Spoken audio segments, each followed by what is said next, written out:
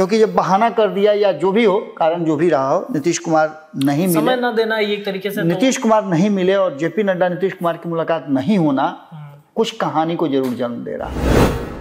चुप्पी नहीं रहेगी, उधर से भी नायडू जो है उठक बैठक शुरू कर देंगे जी। कारण कि दोनों को ये बात पता है कि इससे ज्यादा उन्हें दूसरे खेमे में मिलेगा। तो दूसरी तरफ उस सरकार को कैसे आगे कंटिन्यू किया जाए, क्योंकि नीतीश कुमार अगर पाला बदल देते हैं तो दो घटनाएं एक साथ घटेंगी। एक, राज्य से आप उखड़ जाएंगे और केंद्र की सत्ता से भी आपके उखड़ने का पूरा चांस बन जाएगा। और भाजपा में है जिसमें यादव गुट जो है वो बहुत उपेक्षित महसूस कर रहा है। चाहे आप नवल किशोर यादव की बात कर लें, रामकृपाल यादव की बात कर लें, और भी कई नेता हैं, इन सभी लोगों का एक अलग गुट है जो उपेक्षित महसूस कर रहे हैं। आ गए हैं तो एक मीटिंग करके उसको लोगों तक दिखाया जाए। हालांकि इसमें आपको बताएं, मीडिया से बचने की भी बहुत कोशिश की गई, और इतना ही नहीं, मीडिया से छिपा करके अचानक से वो बाहर निकले। लेकिन नीतीश कुमार से मुलाकात नहीं होना इस बात की तरफ इशारा करता है कि बिहार में राजनीतिक उथल पुथल तो जरूर कुछ मचा। पनोरमा ग्रुप, जो सोचता है वो करता है, आपके अपने सपनों का आशियाना। नमस्कार, भारत लाइव देख रहे हैं आप, और चर्चा इस बात की गर्म हो गई है कि जेपी नड्डा बिहार पहुंचते हैं तो जरूर कुछ न कुछ बात है।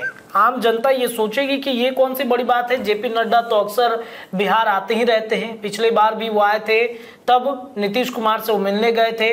तो बिहार में राजनीतिक घटनाक्रम पल पल बदलते हैं, ये आप सबको पता है। जेपी नड्डा यूं ही नहीं पहुंच रहे हैं, कुछ तो मामला है जिस मामले को निपटाने सुलझाने जेपी नड्डा को दिल्ली से पटना आना पड़ रहा है। एक तरफ बिहार में नीतीश कुमार की पार्टी जदयू के अंदर अचानक से बड़ी बेचैनी और अचानक से होती बैठकों के बीच में भारतीय जनता पार्टी की रणनीति और भारतीय जनता पार्टी किस स्ट्रेटजी के तहत काम करेगी, इसको लेकर जेपी नड्डा परेशान है। विनोद तावड़े बिहार बीजेपी के प्रभारी हैं, वो भी काफी दिनों से गायब थे और अचानक से अब फ्रेम में दिखने लगे हैं। अंदरूनी वजह कुछ ना कुछ जरूर है। आपने देखा होगा कि जहां नीतीश कुमार की पार्टी भारतीय जनता पार्टी को लेकर के बहुत ज्यादा, मतलब एक तरीके से कहें तो किसी भी कार्यक्रम में शामिल न होने की वजह भी से मानी जा रही है। पिछले दिनों जब तेजस्वी नीतीश की मुलाकात हुई थी तब भी जेपी नड्डा बिहार पहुंचे थे, नीतीश कुमार से मुलाकात हुई, लेकिन इस बार वो सिर्फ भाजपा दफ्तर तक ही उनकी गाड़ी घूमती रही। क्या नीतीश कुमार ने इस बार समय नहीं दिया है? नीतीश से आखिरकार जेपी नड्डा क्यों नहीं मिले? पिछली बार जब वो मिले थे तब वो एक कार्यक्रम के दौरान गए थे और कहा यह जा रहा था कि नीतीश और जेपी नड्डा की मुलाकात अक्सर होती रहेगी। तो क्या नीतीश ने समय नहीं दिया या फिर नीतीश ने भाव देना छोड़ दिया है? आखिर इसके पीछे की वजह क्या है? जेपी नड्डा बिहार आते हैं, पार्टी कार्यालय घूमते हैं, लेकिन नीतीश से नहीं मुलाकात होती है। क्या इस बात की चर्चा तेज हो गई है कि अंदरूनी खटपट बीजेपी और जदयू के बीच शुरू हो चुका है? चर्चा इसी बात की गर्म है कि जेपी नड्डा बिहार पहुंचते हैं, नीतीश से बिना मुलाकात किए उल्टे पांव वो दिल्ली निकल जाते हैं। मीडिया से भी कई ऐसी बातें हैं जो छुपाई जा रही हैं। बीजेपी के राष्ट्रीय अध्यक्ष जेपी नड्डा से जब मीडिया सवाल करना चाहती है तो वो कुछ बोलते नहीं, चुपचाप निकल जाते हैं। तो क्या वजह है? चलिए तमाम विषयों पर बातचीत करेंगे। बाबा हमारे साथ जुड़ गए हैं। बाबा, इस बार तो नीतीश से मुलाकात नहीं हुई जेपी नड्डा की। अब कुछ लोग कहेंगे कि ये तो उनके पार्टी का कार्यक्रम था, इस वजह से वो आए और चले गए। हर बार जरूरी तो नहीं कि नीतीश से मुलाकात हो जाए। देखिए, कल रात में जब ये तय हुआ कि हाँ फाइनली अब आ रहे हैं, 10 सवा 10 बजे पटना पहुंच जाएंगे, एयरपोर्ट पे जमावड़ा लगा हुआ था मीडिया का, उससे भी छुपाते हुए निकले। इस बीच में जो हमारी जानकारी है उस जानकारी के अनुसार नीतीश कुमार और जेपी नड्डा की मुलाकात होनी थी। अच्छा, मतलब आज भी बैठक होना था? मीटिंग होनी थी और मीटिंग होकर के बहुत सारे मुद्दों पर फैसला होना था। अच्छा। लेकिन अचानक से नीतीश कुमार ने अपनी व्यस्तता बता करके, जो भीतर से बात आ रही है, कितना सत्य है हम नहीं बता सकते हैं, लेकिन भीतर से जो बात आ रही है कि नीतीश कुमार ने मिलने से मना कर दिया। एक तरह से समझिए कि मना ही उसको कह सकते हैं आप, क्योंकि जब बहाना कर दिया या जो भी हो, कारण जो भी रहा हो, नीतीश कुमार नहीं मिले, समय न देना एक तरीके से, नीतीश कुमार नहीं मिले और जेपी नड्डा नीतीश कुमार की मुलाकात नहीं होना कुछ कहानी को जरूर जन्म दे रहा है। इससे पहले हमने खबरों में बताया भी था कि नीतीश कुमार पिछली बार आए थे तब भी उनका कार्यक्रम नहीं था मिलने का। अचानक से ये कार्यक्रम बना, एक लिस्ट लेकर के आए थे, माफ़ी मांगने आए थे, अपनी पुरानी गलतियों को वापस करने आए थे कि जो गलती हो गई भूल चूक लेनी देनी है। नहीं, आप देखते हैं कि रसीद पर नीचे में लिखा हुआ रहता है कि भूल चूक लेनी देनी, हाँ। वो सब करने के लिए आए हुए थे जेपी नड्डा। और जेपी नड्डा के कारण ही नीतीश कुमार पिछली बार गए थे। मैं कई बार रिपीट कर चुका हूँ रत्नेश कि 2022 में नीतीश कुमार और किसी कारण से नहीं गए थे, जेपी नड्डा के उस बयान पर ही वो बाहर गए थे और कोर्ट उसी को किया था कि हमारी पार्टी और हमारा कुर्सी दोनों छीनना चाहते थे। तो ये सभी बातें जो हैं कहीं ना कहीं जेपी नड्डा से होकर के जेपी नड्डा पर ही आकर के टिक जाती है। अब जेपी नड्डा पर दबाव बन रहा है। एक तरफ मोदी सरकार बचाने की जद्दोजहद चल रही है, नीतीश कुमार का इस तरह से बेरुखी कहीं ना कहीं भारतीय जनता पार्टी को भीतर ही भीतर बहुत मजबूर कर रही है कि नीतीश कुमार को कैसे साधा जाए। क्योंकि नीतीश कुमार जैसे ही उठक बैठक शुरू करेंगे तो आप समझ लीजिए कि उधर दूसरे खेमे से भी चुप्पी नहीं रहेगी, उधर से भी नायडू जो है उठक बैठक शुरू कर देंगे जी। कारण कि दोनों को ये बात पता है कि इससे ज्यादा उन्हें दूसरे खेमे में मिलेगा। इन सभी बातों को लेकर के इस जद्दोजहद में आरएसएस का फैक्टर एक बहुत बड़ा फैक्टर हो गया है। आरएसएस एकदम एक सेकंड काउंट कर रहा है जी। 4 अक्टूबर का डेट जो है वो भारतीय जनता पार्टी के थिंक टैंक, वर्तमान जो नेतृत्व हैं, गुजरात लॉबी जो है, इन सब के लिए बड़ा कठिन आने वाला है। अगर दोनों राज्यों में सरकार बनाने की स्थिति में आती है भारतीय जनता पार्टी की वर्तमान जो नेतृत्व है तब तो इनको बहुत सारा रिलैक्सेशन मिल सकता है। वरना उस आदमी को ला करके सामने खड़ा कर दिया गया है, सिर्फ एक मुंह से अनाउंसमेंट की देर है। और ये बेचैनी जेपी नड्डा को भी हो रही है क्योंकि जब उस शख्स को लाया जाएगा तो वो गुजरात लॉबी पर बड़ी जबरदस्त हावी हो जाएंगे। जो प्रदेश राष्ट्रीय अध्यक्ष बनाने की कवायद चल रही है कि आरएसएस का व्यक्ति कोई होगा, और उसमें भी 2 ही नाम पर विशेष चर्चा चल रही है अंदर ही अंदर, और दोनों ही नाम नरेंद्र मोदी, अमित शाह और जेपी नड्डा के प्रबल विरोधियों में से एक हैं।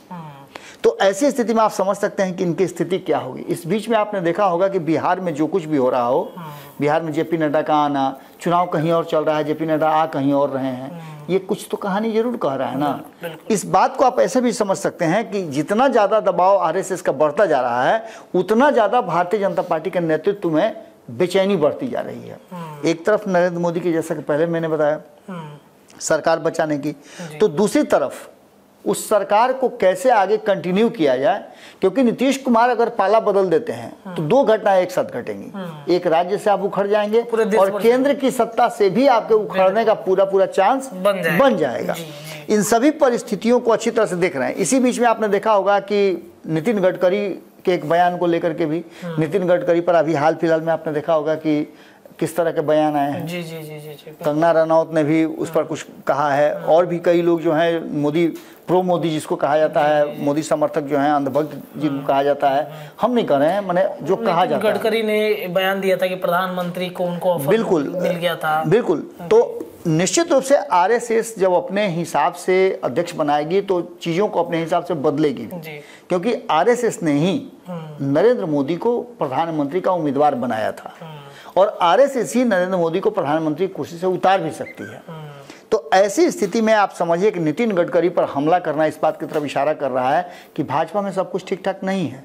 वहीं बिहार नेतृत्व में भी सब कुछ ठीक ठाक नहीं, इसकी भी खबरें हमने की है, क्योंकि कई खेमे बन चुके हैं। आप एक खेमा देख लीजिए, नित्यानंद राय का बताया जाता है। दूसरा खेमा बताया जाता है जो सुशील मोदी वाला खेमा था, वो आजकल नेतृत्व में आ गया हम मंगल पांडे के। जी। उधर आप देखिए विजय कुमार सिन्हा का एक अलग गुट तैयार हो गया है। इतना गुट तो कभी भाजपा में था ही नहीं। तो विजय कुमार सिन्हा के अलावे एक सम्राट चौधरी का भी गुट हो गया है। उसके बाद संजय जायसवाल का एक गुट हुआ करता था। अब उस संजय जायसवाल वाले गुट को किनारा कर दिया गया है, तो दिलीप जायसवाल का नया एक गुट आ गया है सामने। ये सब कुछ मिला जुला करके, इसके अलावे एक और गुट है जो पुराने भाजपाइयों का है, जिसमें आप प्रेम कुमार को देख सकते हैं, जिसमें आप अश्विनी चौबे को देख सकते हैं, गिरिराज सिंह को देख सकते हैं, इनको देख सकते हैं आप, नंद किशोर यादव को देख सकते हैं। इन सभी लोगों का एक गुट है, और एक गुट वैसे लोगों का है जो अलग अलग पार्टियों से आकर के और भाजपा में है, जिसमें यादव गुट जो है वो बहुत उपेक्षित महसूस कर रहा है।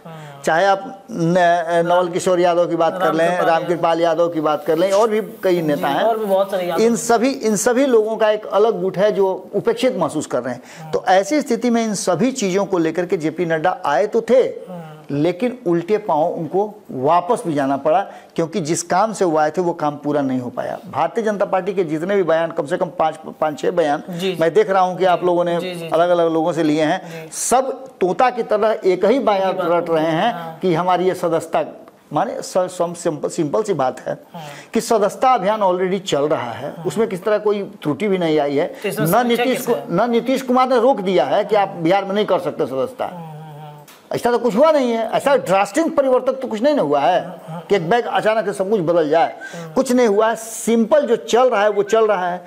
वैसी स्थिति में जेपी नड्डा का सिर्फ इसलिए आना, और भी चुनाव हो रहे हैं 2 राज्यों में छोड़ करके, पार्टी का अध्यक्ष रहते हुए, जबकि उनके पास एक स्वास्थ्य मंत्रालय भी है जी। तो ये सभी चीजें कहीं ना कहीं इस बात की तरफ इशारा कर रही है।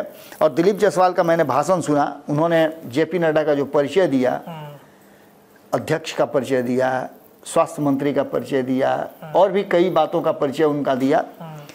और इन सारे परिचय में एक बात कॉमन थी कि आ गए हैं तो एक मीटिंग करके उसको लोगों तक दिखाया जाए। हालांकि इसमें आपको बताएं, मीडिया से बचने की भी बहुत कोशिश की गई, और इतना ही नहीं, मीडिया से छिपा करके अचानक से वो बाहर निकले। लेकिन नीतीश कुमार से मुलाकात नहीं होना इस बात की तरफ इशारा करता है कि बिहार में राजनीतिक उथल पुथल तो जरूर कुछ मचा। अच्छा बाबा, एक सवाल है इसमें कि भारतीय जनता पार्टी की शुरू से ये परिपाटी रही है, हमेशा हम सुनते हैं कि पार्टी के अंदर एक गुट बनते चला जाता है, और नीतीश कुमार शायद इसी कमजोरी का फायदा वो उठा लेते हैं, और कमजोरी का फायदा उठा करके बीजेपी को, मतलब जो बीजेपी देश भर में टॉप पर रहती है, वो बीजेपी बिहार में आकर नीतीश के नीचे रहती है।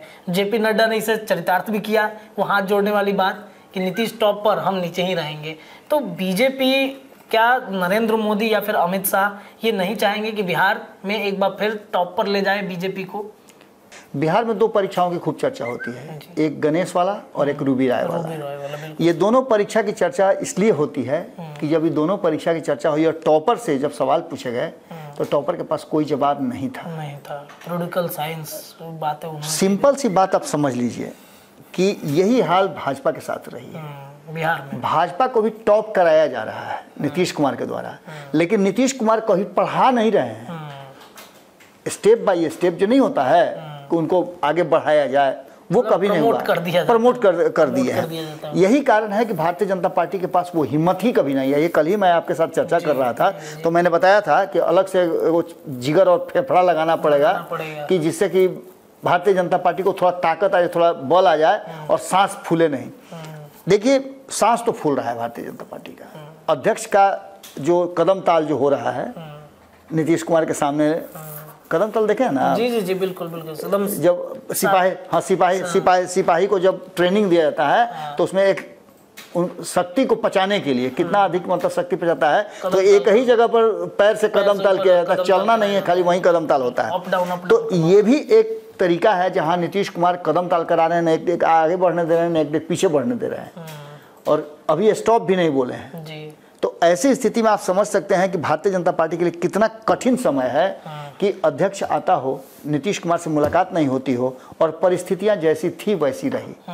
एक बात आप मान के चलिए रत्नेश, कारण जो भी हो, लेकिन मैं बार बार कह रहा हूं कि 4 अक्टूबर का दिन, जैसे 4 जून का दिन बहुत ज़्यादा इम्पोर्टेंट था, वैसे 4 अक्टूबर भी बहुत इम्पोर्टेंट है भारतीय जनता पार्टी के वर्तमान नेतृत्व के लिए, क्योंकि उसके बाद कई कहानियां नई जन्म लेगी और नीतीश कुमार एक बार फिर से जहां थे उससे बड़ी। मुझे याद है बाबा, पिछली बार भी जब 4 राज्यों के विधानसभा के चुनाव थे, तब आप इस बात की दावेदारी कर रहे थे कि 4 राज्यों के चुनाव बड़े महत्वपूर्ण हैं।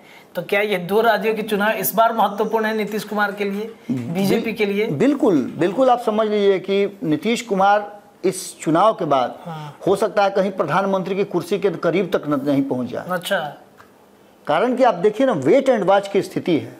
कोशिश आप समझिए, पश्चिम बंगाल में लगातार किस तरह की घटनाएं हो रही हैं, लगातार पश्चिम बंगाल खोल रहा है, और ये कब से हुआ है?